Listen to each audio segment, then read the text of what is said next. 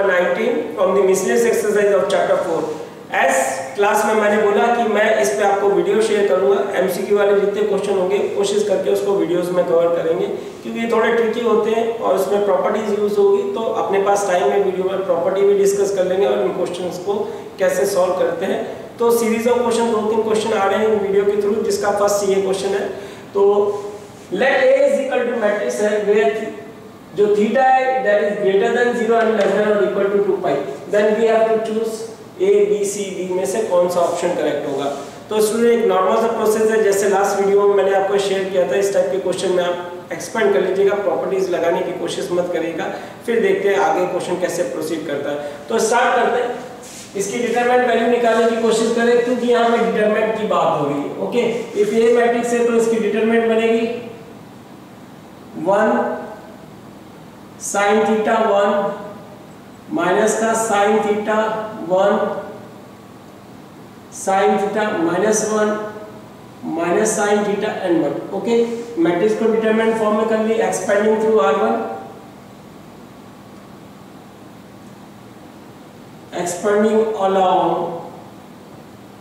R1, determinant of A, R1 का sign plus इसका minus इसका प्लस, तो एलिमेंट साइन एलिमेंट और इसका minus, first column first row delete हो जाएगी तो माइनस बनेगा 1 साइन थीटा माइनस का साइन थीटा एंड 1, इसका साइन माइनस एलिमेंट अपना साइन थीटा। ओके, इसका माइनस सेकंड कॉलम की बात हो रही, सेकंड कॉलम डिलीट होगी, फर्स्ट रो डिलीट होगी, तो अपना क्या बनेगा माइनस का sine theta minus 1 and sign theta and 1, इसका साइन प्लस है एलिमेंट अपना 1 है, तो अगेन इसका माइनस फर्स्ट रो डिलीट होगी, फर्स्ट कॉलम डिलीट हो गया, माइनस का साइन थीटा 1 माइनस 1 और माइनस का साइन थीटा। चेक कर लेते हैं, first element sine plus minor 1 sine and minus sine, second element minor second column first row delete हो रही, minus sine theta minus 1 sine theta and 1, और इसका minor क्या बनेगा, थर्ड कॉलम डिलीट हो गई और फर्स्ट रो डिलीट हो गई, minus 1 minus 1 minus sine theta, तो ये आ गया। अब एक्सपेंड कर लेते हैं 2/2 की डिटरमिनेंट, तो determinant of A 1 into 1 minus sine theta into sine theta, that is minus का sine square theta. Okay student, again minus sine theta 2/2 की डिटरमिनेंट है, minus sine theta into 1 minus का sine theta minus again minus 1 into sine theta minus का sine theta. Okay student, again इसका element 1 है,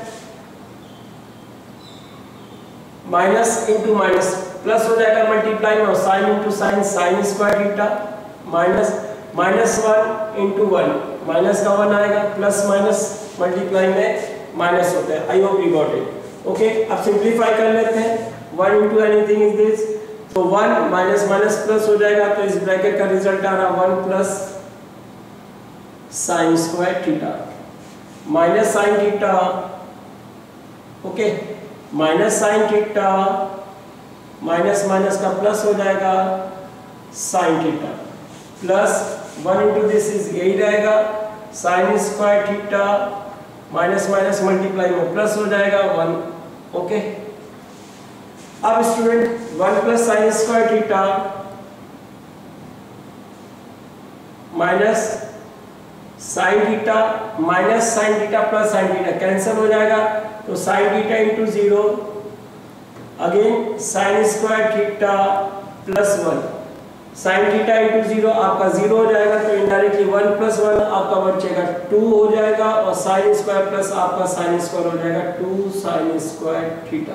अब given condition को ले लेते हैं, गिवन कंडीशन कह रही है तो थीटा की रेंज दे रखी, थीटा 0 या 0 से बड़ा 2 पाई या 2 पाई से छोटा है, पर हमें जैसा कि मालूम है हमारी 11th क्लास की बेसिक आ रही है, साइन थीटा की वैल्यू, साइन की वैल्यू -1 या -1 से बड़ी होती है, 1 या 1 से छोटी होती है, तो साइन स्क्वायर की वैल्यू क्या हुई, साइन स्क्वायर स्क्वायर करने पे माइनस वाली चीज प्लस में बन जाती है, तो साइन स्क्वायर का जो रेंज होगा साइन स्क्वायर थीटा वो 0 या 0 से बड़ा होगा, 1 या 1 से छोटा होगा। माइनस वाला पार्ट इसलिए हट गया बेटा क्योंकि यहाँ पे स्क्वायर की बात करी। अब ये फंक्शन हम बनाने की कोशिश करेंगे। ये बेटा पहला क्वेश्चन आपका इस टाइप में आ रहा है जहाँ पे आंसर्स को इंटरवल में डिस्कस करना। तो उसमें क्या होता है, जो अपने को जैसा फंक्शन दिया जाता है उसको उस कंडीशन में बनाने की कोशिश करते हैं। चैप्टर 6 में आपको ऐसा बहुत मिलेगा। अपने पास ये कंडीशन है कि आपकी 11th क्लास में बेसिक है, साइन थीटा की वैल्यू -1 या 1 से बड़ी होती है, 1 या 1 से छोटी होती है। -1 और 1 के बीच में साइन की वैल्यू आती। तो साइन स्क्वायर की वैल्यू, क्योंकि स्क्वायर करने पे माइनस की चीज प्लस में हो जाती है, तो साइन की स्क्वायर की वैल्यू 0 या 0 से बड़ी होगी, 1 या 1 से छोटी होगी। तो अपने पास ये फंक्शन बना है, इसके डिटरमिनेंट a की जो आपने एक्सपेंड किया वो ये है। ये फंक्शन एग्जैक्टली वहां बनाने की कोशिश करेंगे। आपने देखा साइन स्क्वायर है, साथ में 2 यहाँ पे आ रहा, तो इस क्वेश्चन को 2 से मल्टीप्लाई कर देते हैं। तो 0 2 साइन स्क्वायर थीटा और 2 से मल्टीप्लाई करेंगे 1 को और 0 को, तो ये चीज आएगी। पर आपने देखा इसमें साथ में 2 है, तो adding 2 on both this side,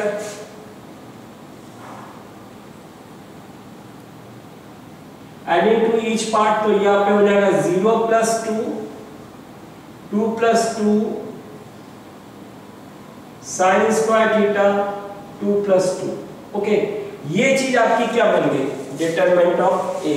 तो यहाँ पे 0 + 2 इस चीज की जगह लिख सकते हैं डिटरमिनेंट ऑफ a, और 2 + 2 आपका हो जाएगा 4। तो डिटरमिनेंट ऑफ a की वैल्यू 2 या 2 से बड़ी है, 4 या 4 से छोटी है, तो आप बोल सकते हो determinant of a belongs to, क्योंकि इक्वल है तो क्लोज इंटरवल की बात करेंगे। ओके, क्लोज इंटरवल 2 या 2 से बड़ी है, 4 या 4 से छोटी है, क्योंकि इक्वल टू का कंडीशन है, इसलिए हमने यहाँ पे क्लोज इंटरवल किया।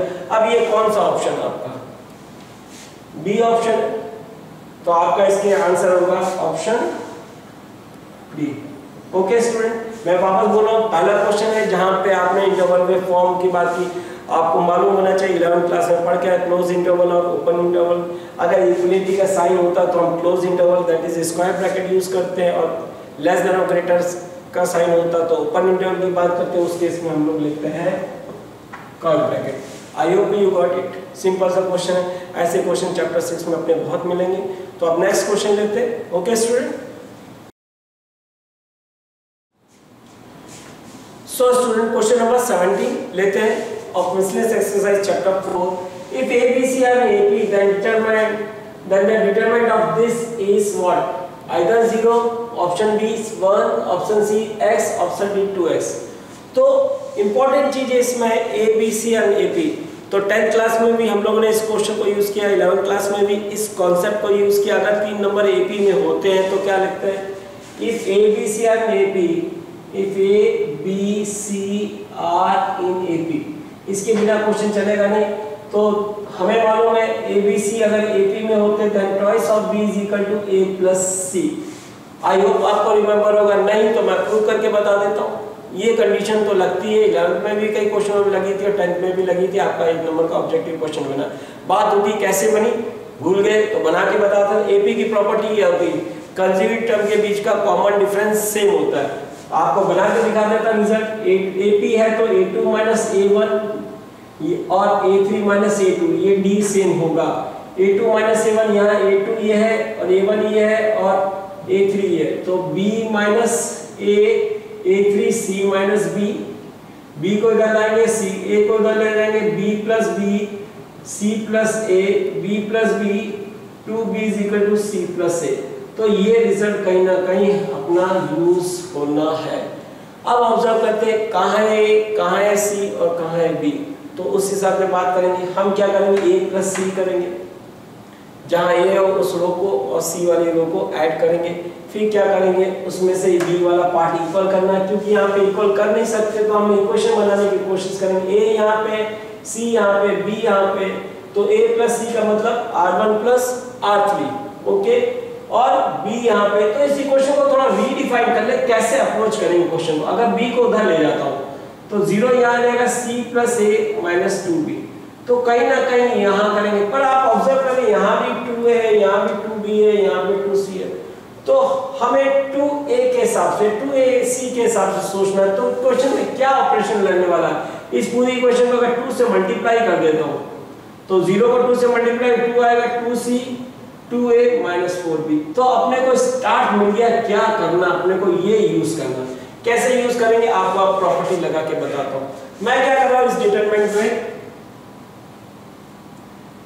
x + 2 x + 3 x + 2a x + 3 x + 4 x + 2b x + 4 x + 5 x + 2c।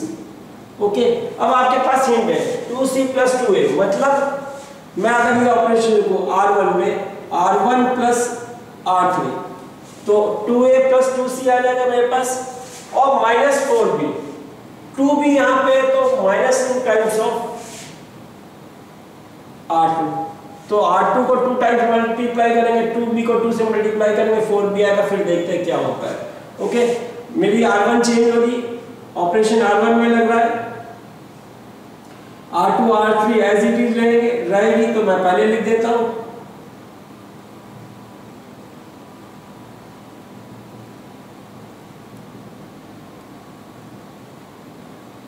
Okay.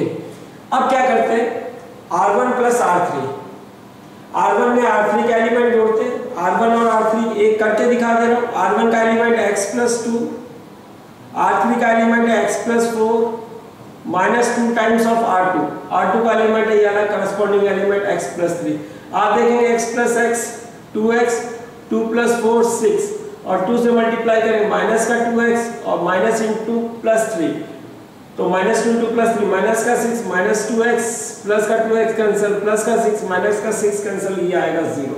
Similarly ये इन दोनों को ऐड करो और इसका डबल इससे माइनस करो, again r1 x + 3 r3 x + 5 -2 times of r2 that is x + 4। ये प्रॉपर्टी लिखी हुई r1 + r3 -2 times of r2, तो r1 + r3 -2 times of r2। आप देखेंगे वापस माइनस का 2x प्लस का 2x कैंसिल हो जाएगा, माइनस का 8 और प्लस का 8 कैंसिल हो जाएगा, तो यहाँ भी ये चीज आपकी 0 आ रही है। अब इंपॉर्टेंट है ये वाला स्टेप। ओके, तो क्या होगा यहाँ पे वही r1 + r3 लिखते हैं। r1 है अपना x + 2a, r3 x + 2c -2 times of r2। Okay, r2 है अपना करस्पॉन्डिंग एलिमेंट 2b, तो x + x 2x 2a + 2c 2a + 2c minus का 2x माइनस का 4b। ओके, अब स्टूडेंट देखिएगा प्लस का 2x और माइनस का 2x कैंसिल हो गया, अब मेरे पास बची 2a 2c माइनस का 4b, और इस चीज की वैल्यू हम लोग निकाल चुके हैं। 2a + 2c 2a + 2c - 4b = 0।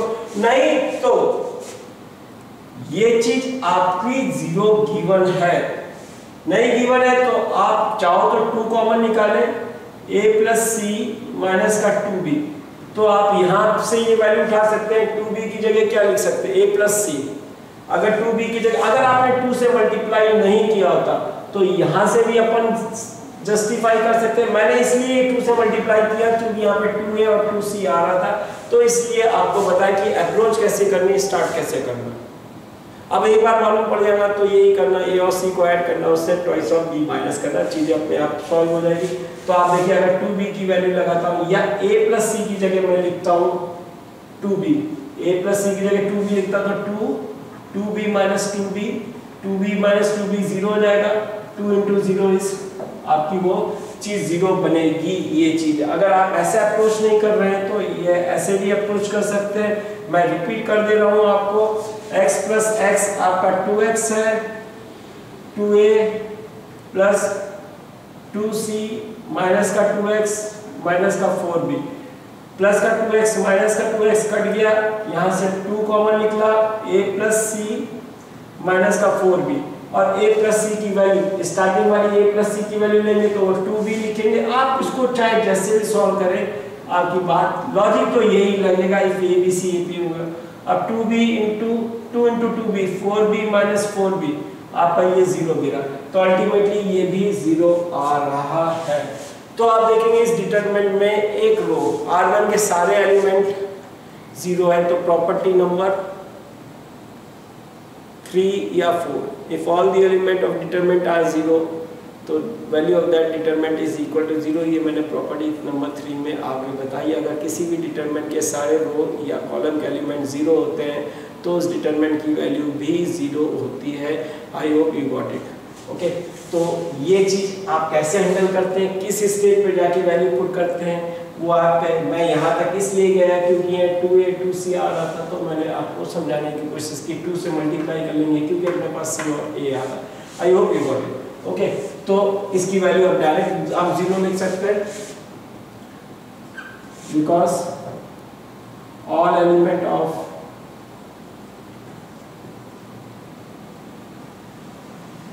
R3 are 0, R3 के सारे एलिमेंट 0 है, इसलिए इसकी वैल्यू क्या होगी, 0 होगी। I hope you got. तो नेक्स्ट क्वेश्चन लेते हैं। Okay,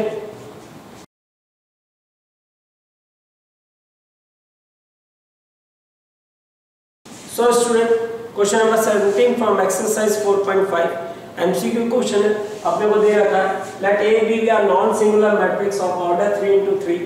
okay, then the adjoint determinant of the adjoint of A is equal to किसके बराबर होगी। तो स्टूडेंट यहाँ पे एक बेसिक प्रॉपर्टी लग रही है, determinant value of adjoint matrix.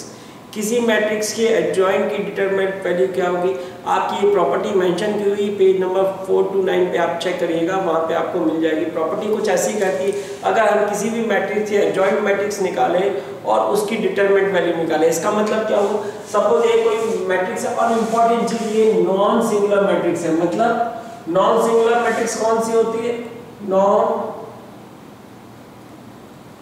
Singular matrix. Non singular matrix ऐसी वैल्यू होती है, मैट्रिक्स होती है जिसका डिटरमिनेंट वैल्यू 0 नहीं होती। सिंगुलर मैट्रिक्स की डिटरमिनेंट वैल्यू 0 होती है। कुछ बेसिक्स लगती है, इसलिए मैं इन पे वीडियो बना रहा हूँ आप लोगों को। नॉन सिंगुलर मैट्रिक्स मतलब उसकी डिटरमिनेंट वैल्यू 0 नहीं होती।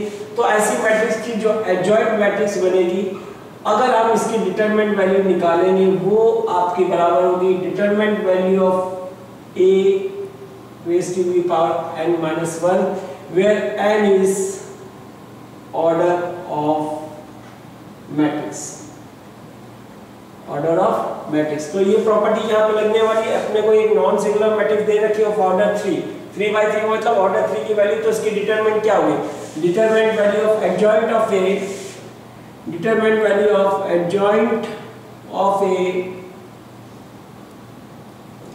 is equal to the determinant of a raised to the power n minus 1। और इस केस में अपने को ऑर्डर दिया हुआ है 3, तो ये बनेगा determinant of A 3 minus 1, n की जगह 3 रख देंगे तो ये बनेगा determinant raised to the power 2, that is option B. तो बहुत इंपॉर्टेंट है ये प्रॉपर्टी, बहुत अलग अलग तरीके से इस पे क्वेश्चन बनते हैं। कंपटीशन एग्जाम में ज़्यादातर पूछे जाते हैं, एनडीए एग्जामों पे इस पे बहुत ज़्यादा क्वेश्चन किए जाते हैं। तो आई होप आपको याद रहेगा। कैसे याद रखेंगे, किसी भी मैट्रिक्स की एडजॉइंट मैट्रिक्स, एडजॉइंट मैट्रिक्स क्या होती है, कोफैक्टर की मैट्रिक्स, तो उसका डिटरमिनेंट वैल्यू, एडजॉइंट मैट्रिक्स की डिटरमिनेंट वैल्यू बराबर होती है मैट्रिक्स की determinant value raised to the power n minus 1, where n is the order of the matrix। If A is any square matrix of order n, तो adjoint of A, determinant value of adjoint of A will be determinant of value of A raised to the power n minus 1।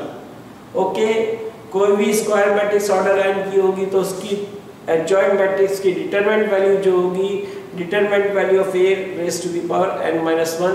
अगर ये property याद है तो ये question आपका direct हो जाता है। तो इसके बाद वाला क्वेश्चन एक और लेते हैं। Okay student, question number 18। सो स्टूडेंट, क्वेश्चन नंबर 18 एक्सरसाइज 4.5 का क्वेश्चन कह रखा है if A is a invertible matrix. Invertible matrix का मतलब इसका इनवर्स एग्जिस्ट कर रहा है।